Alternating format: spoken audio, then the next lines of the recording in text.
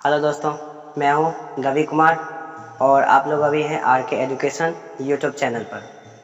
आज हम लोग पढ़ेंगे टेंस के बारे में। ठीक है, टेंस के बारे में आप लोग ने बहुत सारा पढ़ा भी होगा, बहुत कुछ पढ़ा भी होगा, लेकिन हम बताना चाहते हैं आपको रूल, और रूल के साथ हम आपको बताएंगे एग्जाम्पल्स कि ये कैसे बनेगा, इस रूल का यूज हम कैसे करेंगे और किस तरह से इसको हम याद रखेंगे। ठीक है, सबसे पहले हम टेंस के बारे में बता दें कि टेंस क्या होता है। टेंस को 3 भागों में बांटा गया है। 3 भाग कौन कौन सा है वो आप जानते हैं। 3 भाग है, वो है पास्ट टेंस, सबसे पहले पास्ट टेंस को ही लेंगे। ठीक है, फिर है फ्यूचर टेंस जो भविष्य काल के रूप में, पास्ट टेंस यानी बीते हुए समय के लिए, यानी कि जो बीत चुका हुआ, और एक है प्रेजेंट टेंस यानी वर्तमान के स्थिति में अभी जो चल रहा है, जो चीज़ हम कर रहे हैं या जो भी चीज़ हो रहा है उसके लिए जो करेंगे वो होगा प्रेजेंट टेंस। तो टेंस को कितने भागों में बांटा गया है? 3 भागों में। 3 भाग में कौन कौन सा नाम आएगा? पास्ट टेंस, प्रेजेंट टेंस और फ्यूचर टेंस। ठीक, ये 3 चीज़ होगा। तो हम आपको विस्तार रूप में बताएंगे कि प्रेजेंट टेंस क्या है, पास्ट टेंस क्या है, फ्यूचर टेंस क्या है और टेंस क्या है, कितने भागों में बांटा गया है और क्या रूल है, और उस रूल को किस तरह से, किस उदाहरण का यूज करेंगे, वो पूरा चीज़ हम इस वीडियो के माध्यम से बताएंगे।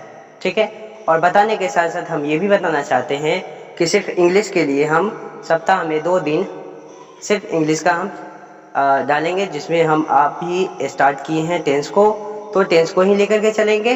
बाकी के लिए और बाकी जो दिन है उस दिन हम मैथ के लिए, जो क्लास 10th के लिए या किसी भी क्लास के लिए या 9th के लिए हो या इंटरमीडिएट के लिए भी हो, सभी में काम आने के लिए, सभी चीज़ों के लिए हम उसमें वो चीज़ हम आपको बताएंगे। ठीक है, तो आज हम बताना चाहते हैं टेंस। ठीक है, इंग्लिश से। तो चलिए हम पढ़ते हैं अब टेंस की ओर, और हम लोग साथ में पढ़ेंगे। सबसे पहले है टेंस। टेंस टेंस का हिंदी क्या होता है? टेंस को बोलते हैं काल। काल का मतलब जानते हैं? समय होता है। काल यानी कि समय। समय के रूप में आपको हम पहले भी बता चुके हैं कि समय में मापन करते हैं, किसी भी चीज़ का हम पता करते हैं वो टेंस के माध्यम से ही करते हैं कि क्या चीज़ हो रहा है, क्या होने वाला है, क्या हुआ था। इस सब का माध्यम जो है टेंस के माध्यम से ही। टेंस यानी कि काल और समय, और समय से ही आपको पता चलता है कि वो समय किस समय के लिए था, वो वर्तमान के लिए था कि भविष्य में आने वाले के लिए था, या वो चीज़ हो चुका हुआ हो। ठीक है, तो टेंस मतलब काल होता है। अब टेंस को 3 भागों में बांटा गया है। 3 भाग कौन कौन सा है? पहला है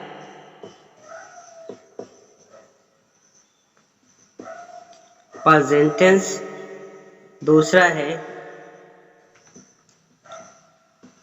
पास्ट टेंस और तीसरा है फ्यूचर टेंस। ठीक है, प्रेजेंट टेंस को हम लोग वर्तमान काल भी बोलते हैं। हम लोग नहीं, सभी बोलते हैं वर्तमान काल, यानी जो अभी बीत रहा है, जो चीज़ हो रहा है फिलहाल, जैसे कि हम अभी पढ़ा रहे हैं, ये करें क्या वर्तमान में। ठीक है, ये है पास्ट टेंस। पास्ट टेंस का मतलब क्या होता है? हिंदी में तो बोलते हैं भूतकाल। ठीक है, या बीते हुए समय भी, जो समय बीत चुका है उस चीज़ के लिए। ठीक है, बीता हुआ समय।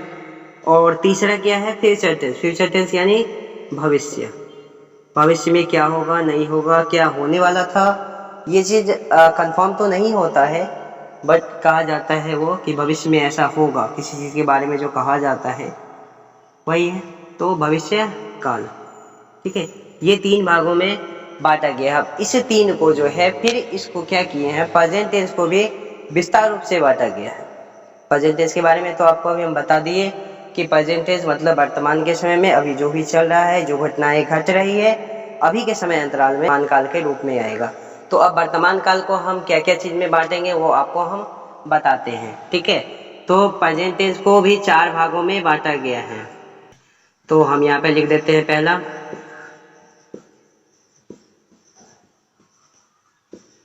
Present tense. प्रेजेंट टेंस कितने भागों में आते हैं? 4, डिवाइडेड इनटू 4 पार्ट्स। 4 पार्ट कौन कौन सा है?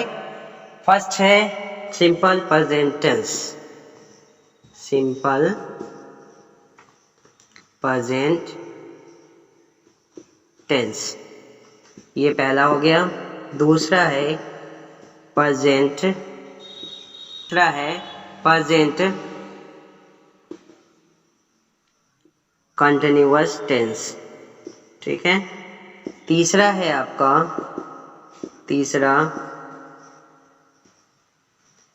Present perfect tense. तीसरा कौन सा है? Present perfect tense. और चौथा क्या है? चौथा है प्रेजेंट परफेक्ट कंटिन्यूअस टेंस, ठीक है। प्रेजेंट टेंस को कितने भागों में बांटा गया है? 4 भागों में। 4 भाग कौन सा है? Simple present tense, present continuous tense, present perfect tense and present perfect continuous tense. अब ये 4 भाग में कौन कौन सा कहाँ पे आएगा, किसका रूल किस तहत यूज करेंगे, वो आपको हम बताएंगे। तो उसमें सबसे पहले हमको क्या लेना होगा? सबसे पहले लेना होगा सिंपल प्रेजेंट टेंस, ठीक है। सबसे पहले साधारणतः रूप से जो होगा, नॉर्मल भाषा में जो यूज करते हैं, ठीक है, यानी वह जाता है, खाता है, रोता है, पीता है, यही सब के रूप में, ठीक है। तो उसी के तहत में हम बताते हैं। तो सबसे पहले हम लेंगे किसको? सिंपल प्रेजेंट टेंस को, ठीक है। तो सबसे पहले चलिए आगे। तो हम लोग बात करने वाले थे सिंपल प्रेजेंट टेंस में ना, सिंपल प्रेजेंट टेंस, ठीक है। अब सिंपल प्रेजेंट टेंस में क्या क्या आता है वो जान लीजिए। सिंपल प्रेजेंट टेंस को हम पहचानेंगे कैसे? सबसे बड़ी बात तो ये है कि हमने कहा प्रेजेंट टेंस, प्रेजेंट मतलब जो अभी हो रहा है, पर उसको पहचानने के लिए हम क्या करेंगे? पहचानने के लिए क्या होना चाहिए?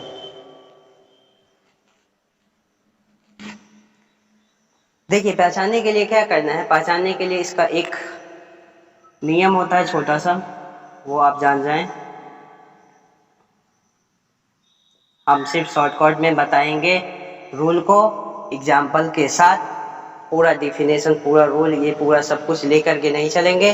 जितने भी सारे रूल होंगे उस रूल में किस तरह से उसका खंडन होगा, किस तरह से वाक्य में उसको यूज करेंगे, किस तरह से उसको हम बोल सकते हैं, बना सकते हैं, हम वही चीज बताएंगे, ठीक है। तो पहचान क्या है? पहचान है कि जिस वाक्य के अंत में ता है, ती है,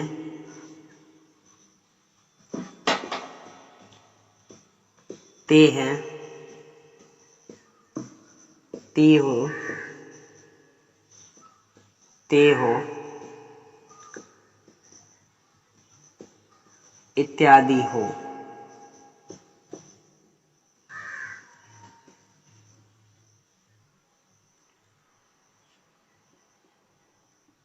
उस वाक्य का अनुवाद सिंपल प्रेजेंट टेंस में बनेगा, ठीक है। जिस वाक्य के अंत में ता है, ती है, ते है, ती हूँ इत्यादि, वाक्य के अंत में ता है, ती है, ते है, ती हूँ इत्यादि हो, ये सब जो भी मिलेगा यदि किसी भी सेंटेंस के लास्ट में, ठीक है, मिलेगा तो क्या बनेगा? सिंपल प्रेजेंट टेंस में बनेगा। अब सिंपल प्रेजेंट टेंस में कैसे बनेगा? उसके लिए रूल है। रूल क्या है? अब रूल को जानिए, है ना। सबका कुछ ना कुछ नियम होता है। जैसे संविधान का नियम है ना, संविधान लागू जो है आपके देश संचालन के लिए, उस तरह से ग्रामेटिकली रूप से इसको बनाने के लिए, टेंस को बनाने के लिए भी इसका अपना रूल है। और रूल क्या है? चलिए रूल को हम चलते हैं। रूल में क्या होता है पता है? रूल में होता है सब्जेक्ट प्लस वर्ब 1 या verb 5 plus object plus other word हम लोग यूज करेंगे। सब्जेक्ट प्लस वर्ब 1 या verb 5 plus object plus other word, ठीक है। अदर वर्ड का मतलब यहाँ पे है कि आप जो भी, जब आप सेंटेंस में सब्जेक्ट को खोज लेते हैं, वर्ब को खोज लेते हैं, ऑब्जेक्ट को खोज लेते हैं, इसके बाद जो भी आते हैं अदर्स वर्ड में, उस वर्ड को आप यूज कर सकते हैं। ठीक है, स्वभावतः इसमें यहाँ पे जो भी चीज़ है इसमें सबसे पहले आपके पास ये सवाल आया होगा कि वर्ब 1 क्या है और वर्ब 5 क्या है। क्या आपने पहले कभी वर्ब फॉर्म पढ़ा है? वर्ब फॉर्म यदि आपने पढ़ा है तो उसमें आपको पता होगा कि वर्ब 1 क्या है और वर्ब 5 क्या है। ठीक है, तो यहाँ पे हम वर्ब फॉर्म तो अभी नहीं बता रहे, वर्ब फॉर्म हम किसी और वीडियो में बताएंगे। इससे पहले हम हेल्पिंग वर्ब के बारे में बता चुके हैं पिछले वीडियो में। यहाँ पे हम टेंस के बारे में स्टार्ट किए हैं। तो टेंस में आता है एक वर्ब फॉर्म। ठीक है, वर्ब फॉर्म में क्या होता है कि वर्ब के 5 रूप होते हैं, वर्ब 1, वर्ब 2, वर्ब 3 और वर्ब 4 और वर्ब 5। ठीक है, यहाँ पे एक चीज उल्टा होता है। अब उल्टा यहाँ पे होता क्या है, इस चीज को याद रखिएगा। यहाँ पे उल्टा क्या होता है कि आपने जो पढ़ा है कि जो सिंगुलर के बाद उसमें एस या ईएस जोड़ देते हैं तो वो क्या होता है, प्लुरल्स हो जाता है। लेकिन यहाँ पे क्या है कि प्लुरल्स ऑलरेडी है, उसमें एस या ईएस जोड़ देते हैं तो वो सिंगुलर हो जाता है। यहाँ पे उल्टा हो जाता है। ठीक है, थोड़ा सा ध्यान दीजिएगा। ध्यान देना क्या है, ध्यान देना यहाँ पे ये है कि वर्ब 1, ठीक है, वर्ब 1 का यूज होगा कहाँ कहाँ, ये चीज आप जानेंगे। तो वर्ब 1 हम जैसे बताए हैं कि सिंगुलर प्लुरल में बदल जाता है, प्लुरल्स सिंगुलर में बदल जाता है, उसी तरह से वर्ब 1 का यूज क्या होगा, यहाँ पे वर्ब 1 का यूज होगा आई के साथ, वी के साथ, दे के साथ, दीज के साथ, दोज, इसके बाद क्या है, दो या दो से अधिक नाम, है ना, दो या दो से अधिक नाम होंगे तो वहां पे क्या होगा, वर्ब का पहला रूप यूज होगा और वर्ब का 5वां रूप कहाँ पे होगा, वर्ब का 5वां रूप आपका यूज होगा थर्ड पर्सन के सिंगुलर नंबर में जितने भी आएंगे उसके साथ यहाँ पे वर्ब का 5वां रूप होगा।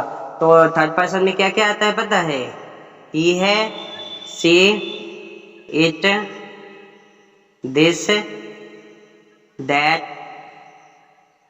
ये सब जितने सारे हैं ना, या कोई भी नाम हो, किसी का भी नाम ले लीजिए, राम, श्याम, मोहन वगैरह जो भी हो, ठीक है, या अपने आप वगैरह दोस्त वगैरह या किसी का भी नाम होता हो, तो वो सब क्या होगा, सब के सब वर्ब के 5वें रूप में चला जाएगा।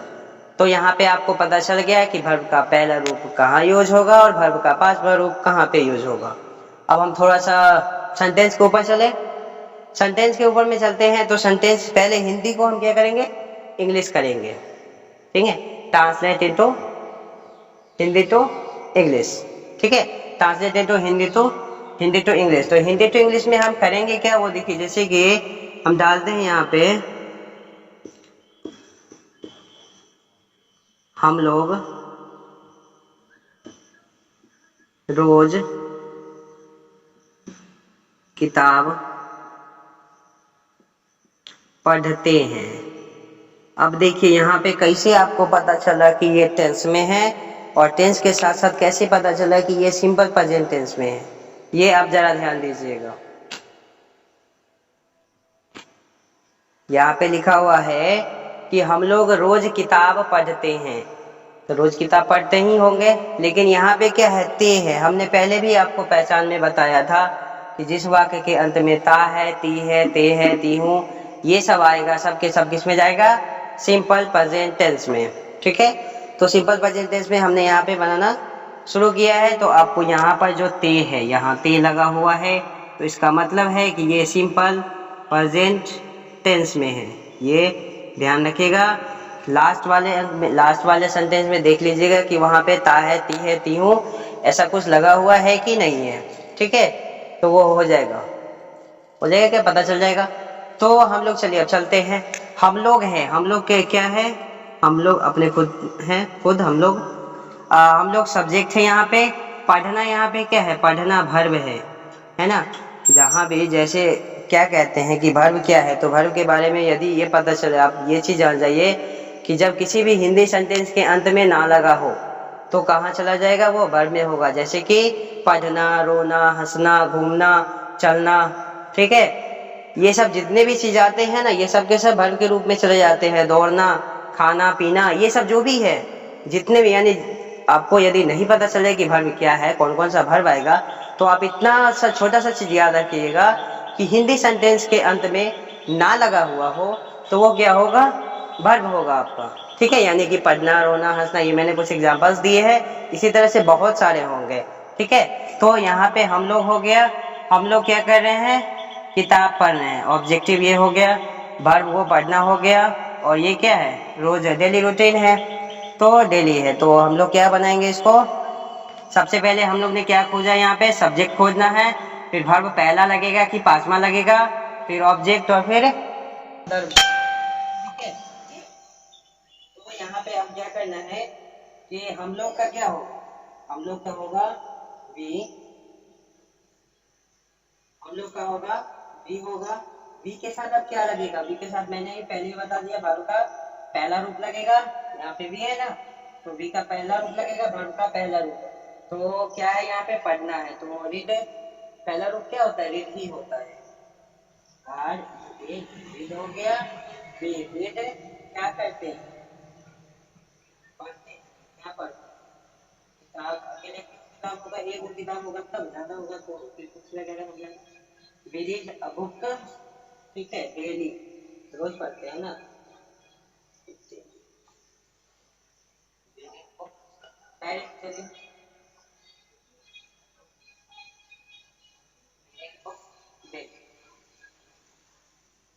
किताब पढ़ते हैं, बहुत सारी किताब पढ़ते हैं, एक किताब पढ़ते नहीं होंगे तो क्या होगा, रीड बुक डेली। ठीक है, आज जैसे कि यदि दूसरा मान लेते हैं हम लोग कुछ, जैसे कि मैं खाता हूँ, मैं खाता हूँ, तो मैं यहाँ पे क्या होगा, मैं जो खुद हूँ वो सब्जेक्ट है, मैं क्या कर रहा हूँ, खाने की बात कर रहा हूँ ना, ये वर्ब है, और यहाँ पे क्या है, लास्ट में है ताहू, ये देखिएगा ताहू है ना, तो मैंने पहले ही बताया ता है, तीन है, ताहू, ये सब जो भी होती हो। तो यहाँ पे क्या होगा, मैं का क्या होता है, आई होता है, आई के साथ कौन सा लगेगा, वर्ब का पहला रूप, तो खाना, तो खाना पहले ही बताया है, ना लगा होगा तो वर्ब में ही होगा, तो खाना क्या है, वर्ब है, तो वर्ब का पहला रूप लगेगा, तो एक ही होता है, तो क्या होगा, आई इट। ठीक है,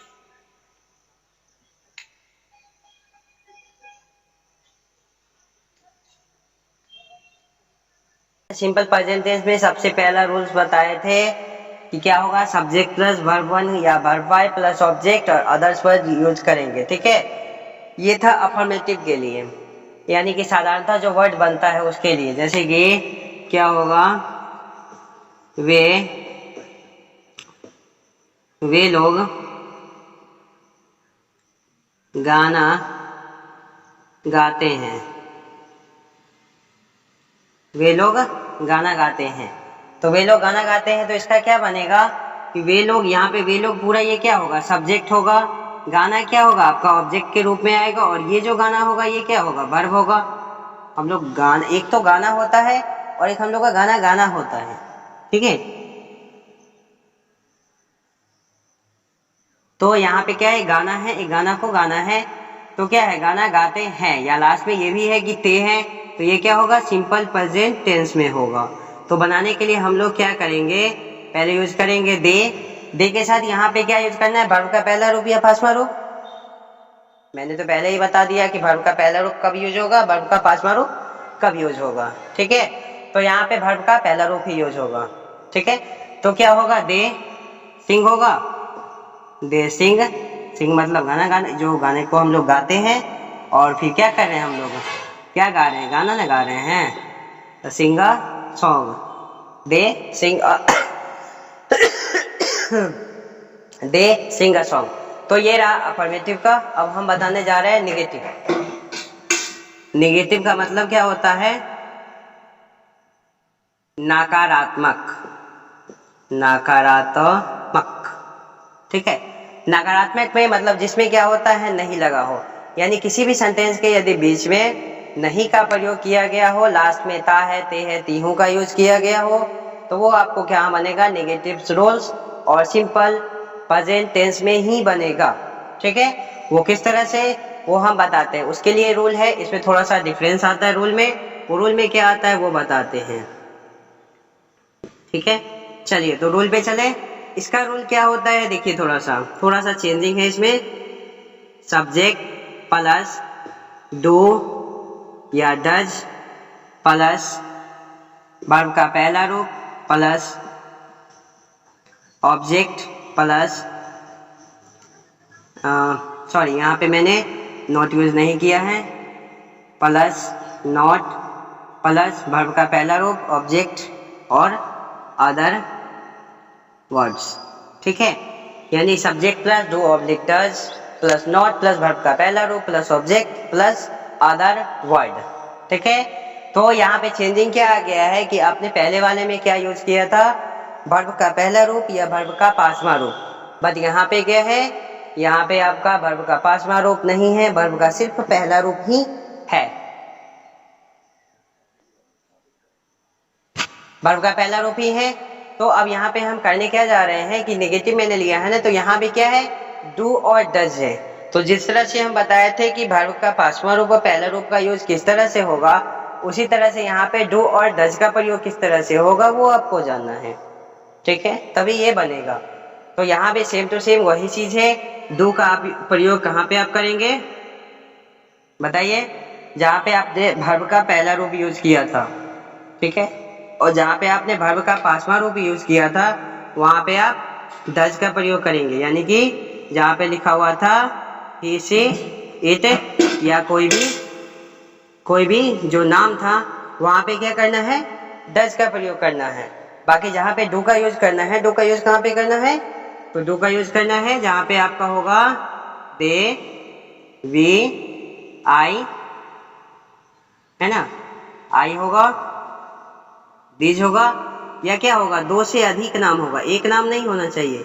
एक नाम होगा तो फिर वो चला जाएगा डज में, बस एक से अधिक, दो नाम हो या दो से अत्यधिक, जितना भी नाम हो सकता है वो यूज करेंगे तो वो कहाँ जाएगा, डू में जाएगा। ठीक है, तो यहाँ पे आपको हम रूल बता दिए हैं, कहाँ क्या यूज होगा वो हम बता दिए। सब्जेक्ट कहाँ से जानेंगे, ऑब्जेक्ट कहाँ से जानेंगे, वर्ब को किस तरह से पता लगाएंगे वो हम पिछले वीडियो में भी बता चुके हैं, वहाँ भी जाकर के आप देख सकते हैं। और ये आपको हम फिर से बता दें कि ये सप्ताह में हम सिर्फ 2 दिन डालेंगे, और 2 दिन सिर्फ कौन कौन से दिन डालेंगे वो हम आपको बता देंगे।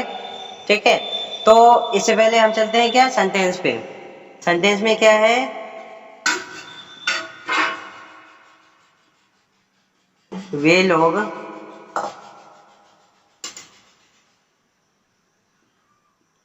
लोग हमेशा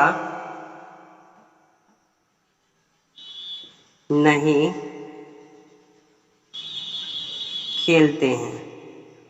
वे लोग हमेशा नहीं खेलते हैं, कभी कभी खेलते हैं, है ना, हमेशा नहीं खेलते हैं। तो क्या होगा यहाँ पे, वे लोग का क्या होगा, वे लोग यहाँ पे क्या होगा, सब्जेक्ट होगा। ठीक है, खेलना यहाँ पे क्या है, वर्ब का काम करेगा। नहीं क्या है, नहीं का तो नॉट होता ही है, इसको आप अदर्स वर्ड में या ऑब्जेक्ट के रूप में ले सकते हैं।